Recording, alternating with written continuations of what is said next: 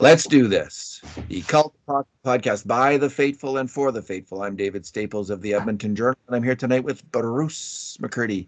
Hey, Bruce. Hey, David, how are you doing tonight? Good. I guess I got what I was hoping for. Through the third period there, and I sent a message to you, like, I just hope they get a loser point out of this one because the hmm Oilers did not bring their A game tonight on a number of levels. They did get their loser point. They lost 4-3 in overtime on a mental mistake, a couple mental mistakes in overtime, mental mistakes starting to define this team's poor run of play recently. Yep.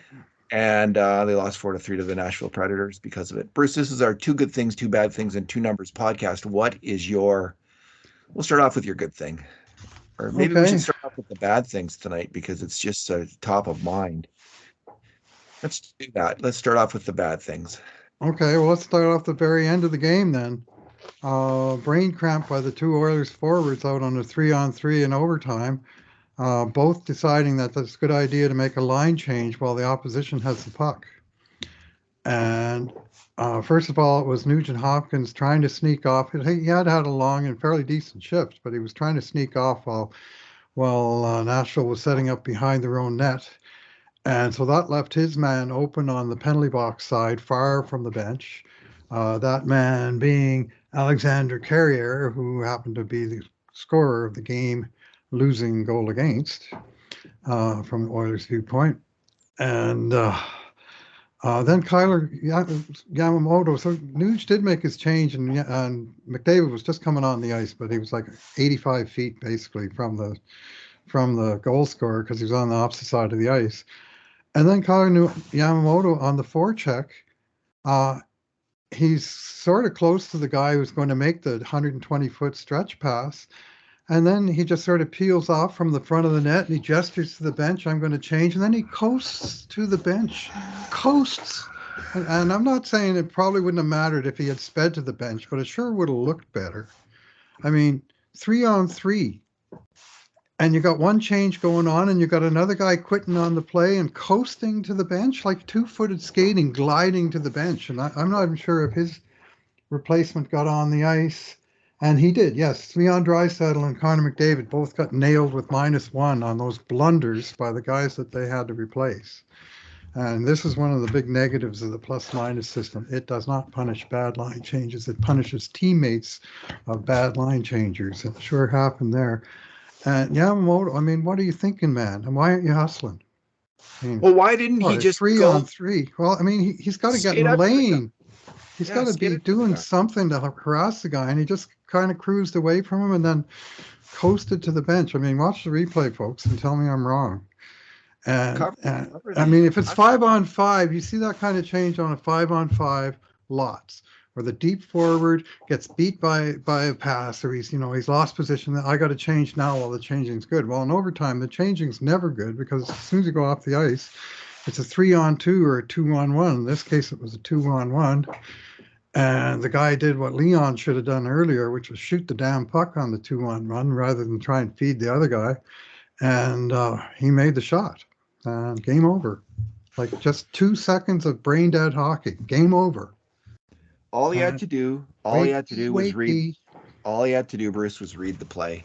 Yeah, Read the play and have that situational awareness in the game, which is what the Oilers lack as a brutal. team. They play. Listen, Yamamoto and Nugent Hopkins are pretty smart hockey players, generally Veteran speaking. players, first round draft choices, good Yeah. hockey Well, players. Dumb plays. first round Sorry, draft guys, picks can but often play. First round draft picks often play with the puck on their stick throughout their minor yeah, hockey careers, and they're not very good defensive players. Nugent Hopkins and Yamamoto have become pretty good defensive players. yeah. Nugent Hopkins at center in recent years, and Yamamoto's always been he's been a smart defensive hockey player. All he had to do was read the play. If he doesn't want to get up on the defenseman, thinking the defenseman's then going to rush up the ice and he'll be too tired to chase him, just kind of see who he might pass to and block off that passing lane. As soon as the pass is made, then that defenseman way back out of the play, then you could safely get off the ice because he's not going to rush into the play. Like there's a way to make that play and get off the ice at the same time.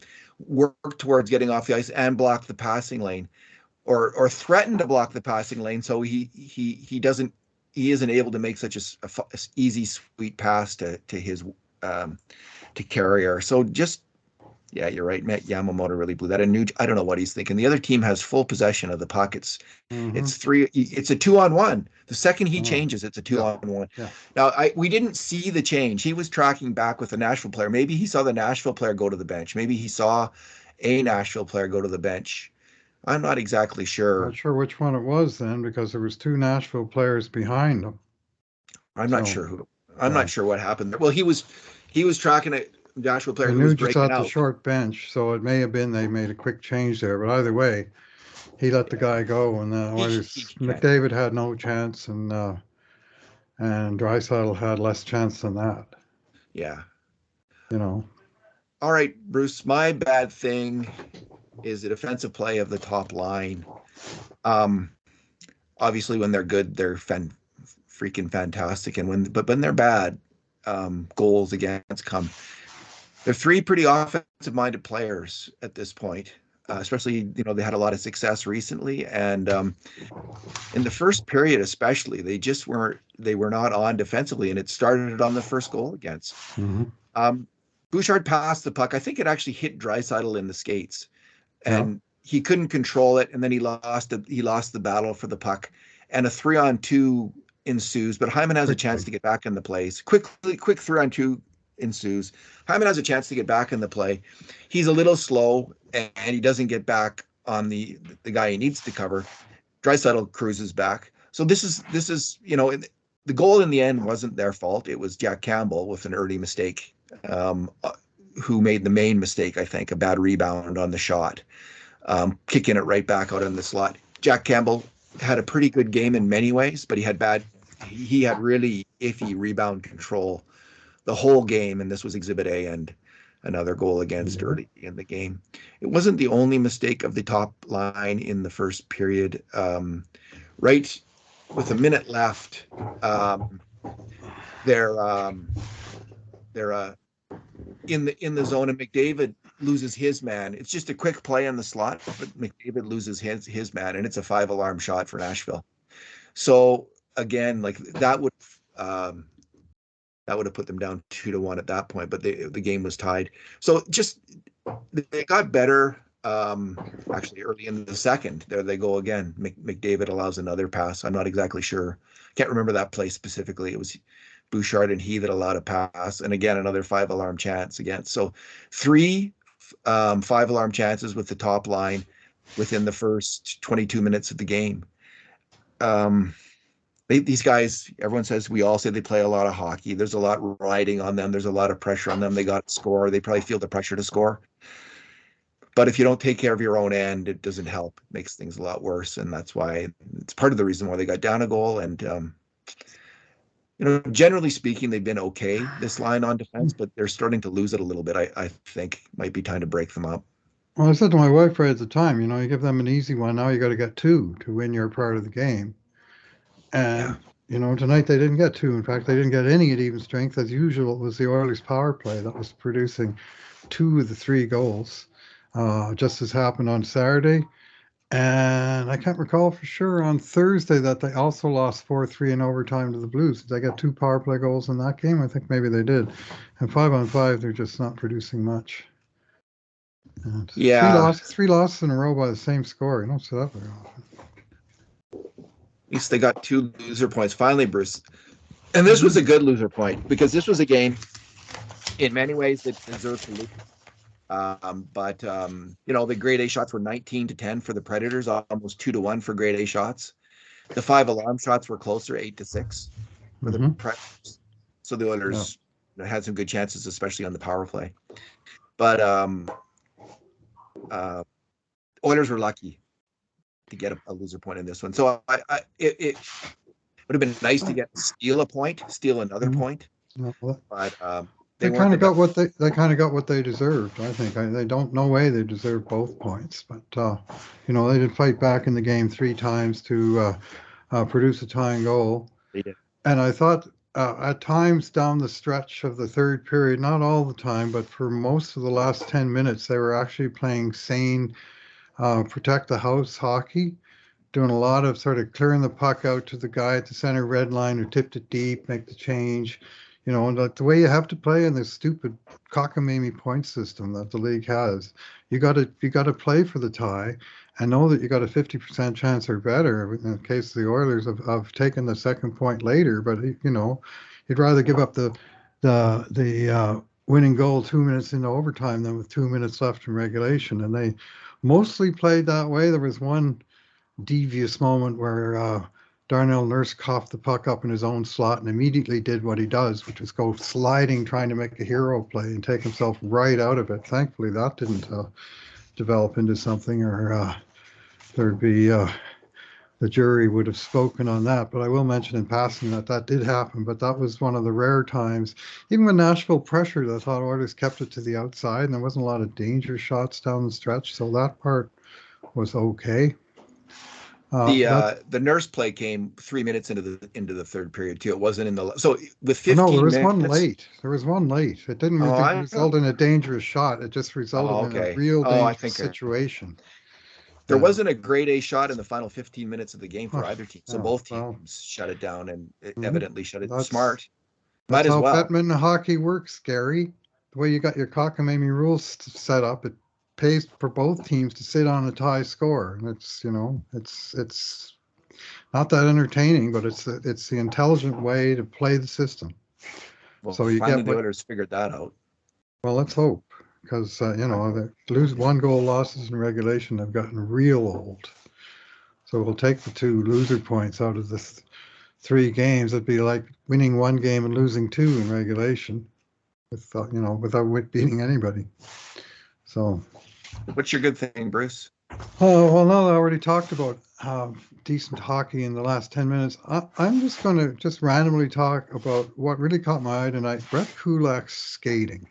I thought he had a fantastic game skating. He was all over the ice and just dangling on the blades and all the way from deep from one zone to the other. And I just thought his skating game really stood out. I thought we saw, his mobility as a defender is really his core strength. And I thought tonight he really brought that.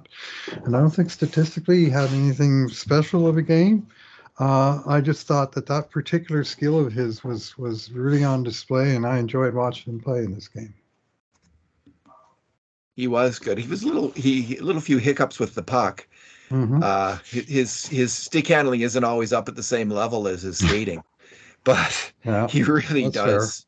He really is a beautiful skater. He flies out there, and he's like the poor man's Jay Bouwmeester, I guess, is how I would describe him. He's a defensive defenseman who can really, really skate. Uh, there were some Yeah. other players. I thought Cody Ceci played super sensible hockey. Matthias Janmark made a lot of.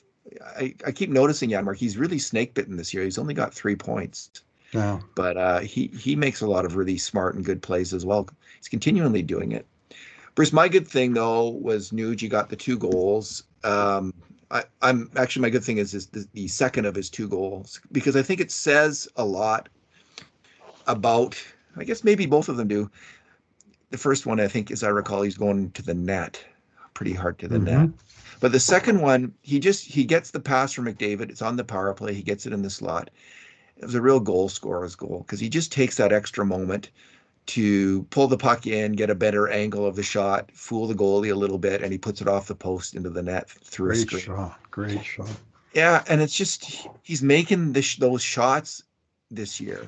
Now it could just be this just could be I'm just going on some really hot shooting puck luck here, right? So everything he's shooting is going in. He looks great because of it, and it's not actually any major improvement in his skill or in his ability to get off grade A shots in a game. I don't have those numbers handy actually, how many grade A shots he's had overall this year as compared to other years. But he sure looked like a goal scorer on that play. He sure did, Bruce. And I think he's got 17 goals, if I'm not mistaken, in 33 Yes. games. Yep, you 17 bet. goals in 33 games. So On pace for 42, probably. yeah, that's a pretty amazing improvement. Now, there obviously is some puck luck going on here. He's getting some good shooting luck, but he is making his luck. That's a super confident shooter, taking his time, and in a kind of predatory, smart, cold-blooded predatory fashion, and cashing in. good for you, Ryan He, he Nugent-Hopkins. keeps showing up in the slot, doesn't he? He The does more puck, than ever the before. puck, the puck comes there, and there's Nuge, and he's putting a hard shot on net, and it's really nice to see, and he's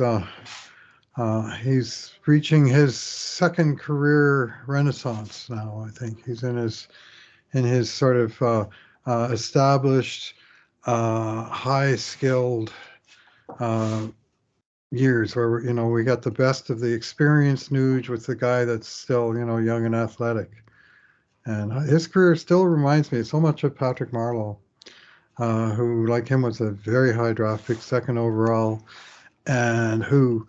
Uh, and his first go was number 1C in San Jose. He wasn't that successful, but once he was surrounded with a couple other really high-end forwards, in their case, Joe Thornton, Little Joe Pavelski, and Logan Couture, and all of a sudden the versatility of Marleau to play center or wing, to play in all situations, and all of a sudden in his 26, 27-year-old years, he started putting up the points that he never did as a younger guy. And Nuge, I think we're starting to see the same thing, that he's well on pace to hit 70 plus for the first time in his career, and at the moment he's probably on pace for 90 plus. I mean, he's really pumping him in there. So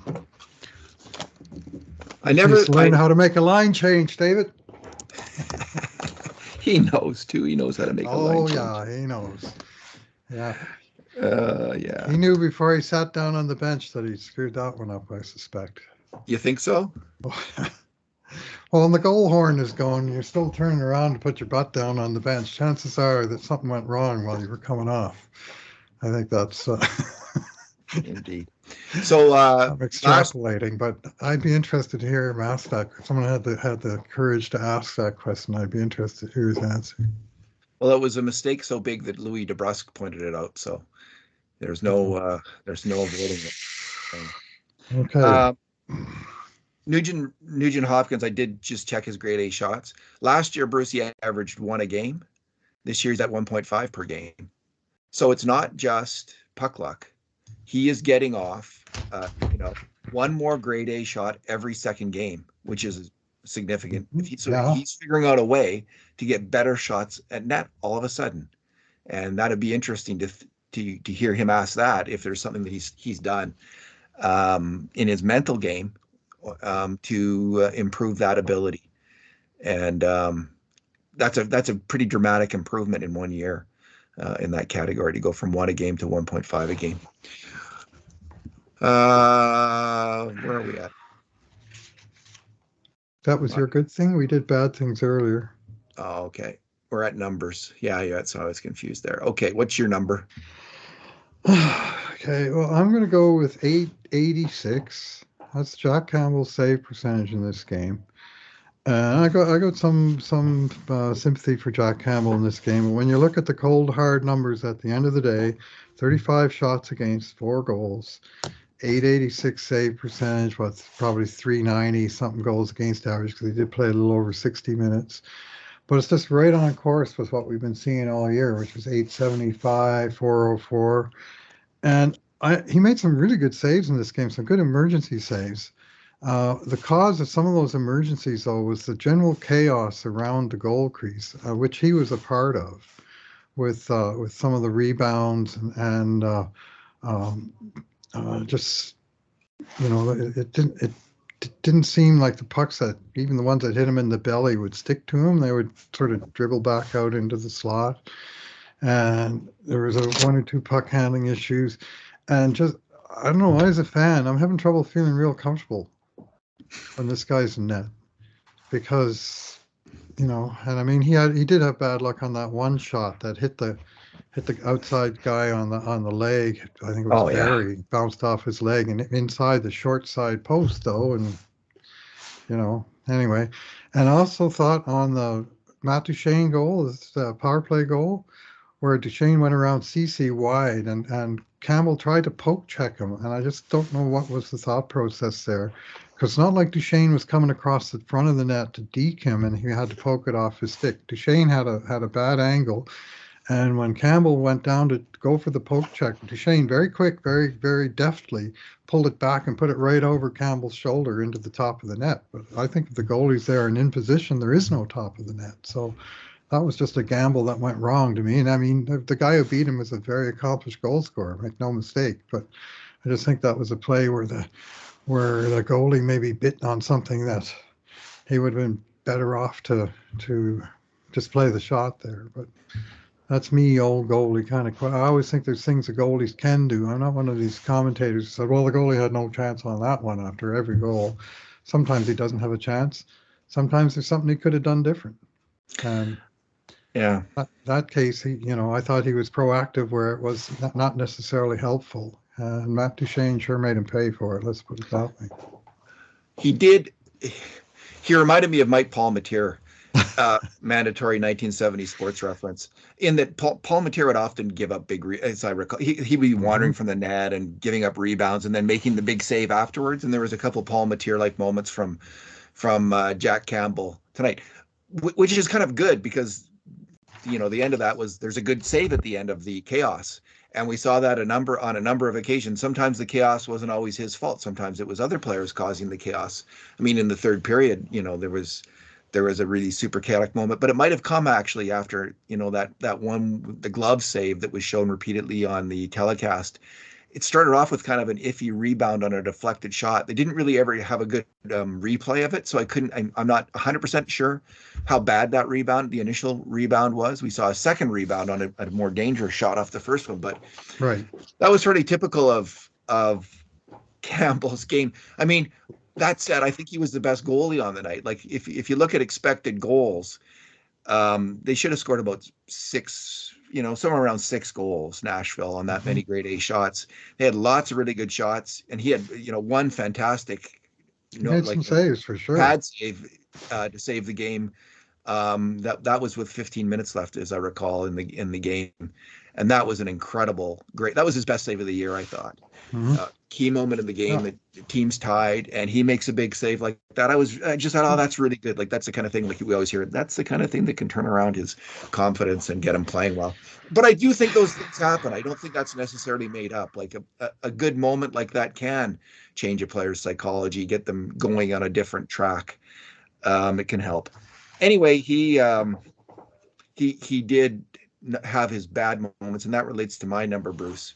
So after that first goal with what we thought was a bad rebound right into the slot, I mean, it was on a backhand shot, fairly hard backhand shot, but from a little bit of a distance, not right close. And you'd think he could put that into the corner, but he put it across, pumped it back out to the other side to the open player, and they pumped it in. I had a little PTSD moment there, like thinking how often do we have to see this year? So Campbell started 14 games, Bruce, and I went back and I checked, and let me just find my chart here. Jack Campbell's mistakes, like what? Crap goal. So my definition of a crap goal is it's in the first period. You're either 0-0 or 1-1 or 0-1. The game's close, and the goalie then not only lets in a goal, but he lets in a goal because of his own mistake. That's a big part of the sequence of pain. And Jack Campbell, that was the 6th time in 14 games he's done that in the this year. 5 of the 6 have come in the first 5 minutes of the game. And including tonight. Oh yeah. He hadn't done it since game 10, but he hasn't had as many starts since game 10. He did perhaps it because times. He keeps making mistakes in the first 5 minutes of those games, eh? Yes, Bruce. Elementary, my dear Watson. 5 times in the first 10 games, and I don't know, man, how many of those he started, but man, he just got off to a rancid start. And he is, that was the first time he's done it since then. He's probably had 6 or 5 or 6. Last game, there was that one that went through Cody Ceci that leaked through him and in like 1 minute into the first period. Remember they played in Nashville. We didn't hammer Campbell on that one. No, even as there was a case to be made, he could have closed the hole. Fair enough. I mean, Yeah, it was a crap goal, whether it was on Jack Campbell specifically or not. That was a real ugly one. But yeah, you're right. I thought there had been a more recent one, and that's the play that was probably in my head because everyone in oil country was thinking the same thing, like Jack Campbell, you did it again, when really it went off CC, and that was a tough play for the goalie. No, I mean, the rebound tonight that went off the guy was even worse. I mean, that was just terrible because it was, an outside shot that was going to go wide, way wide, and it was really hard, and rebounded shot was super hard. The CC rebound was a little bit more of a dribbler, and you'd think the goalie might be able to get it if he was super sharp, which Jack Campbell hasn't been all year. He's battling it, Bruce. The yeah, he was. Oilers. I'll give him credit for battling, but he's he's fighting the puck a lot, and some nights he fought the puck and the puck won. Well, at least tonight he got at least he got a point, and part of the reason I got a point was he made some saves, but he did not, slam the door. This is a game Oilers could have won 3-2 or 3-1, or they could have lost 5-3, and it's turned out they basically tied it, took the point, and then one shot, one goal in overtime. So They're giving up 4 goals a game here. Like this every is like game. every game. This is like a ridiculous trend of mental mistakes. Generally speaking, mental mistakes. And that's what we saw again tonight, leading to losses. And wow, that must be frustrating for the coaches and for the players. It's the kind of thing that has you questioning your teammates, like get your head out of your butt, like make the right play. Not to be tonight. Well, Bruce, I got to get going here. I got a hockey game of my own. So thanks for talking tonight. One last number for you. 26 games since the Oilers held an opponent to less than 2 goals against. 26 in a row they've allowed 2 or more goals. Just one game all year where they kept the other guys to 1. Anyways, with that cheery note, thanks for listening, everyone. And in the meantime, and in between times, this has been another edition of the Cult of Hockey podcast.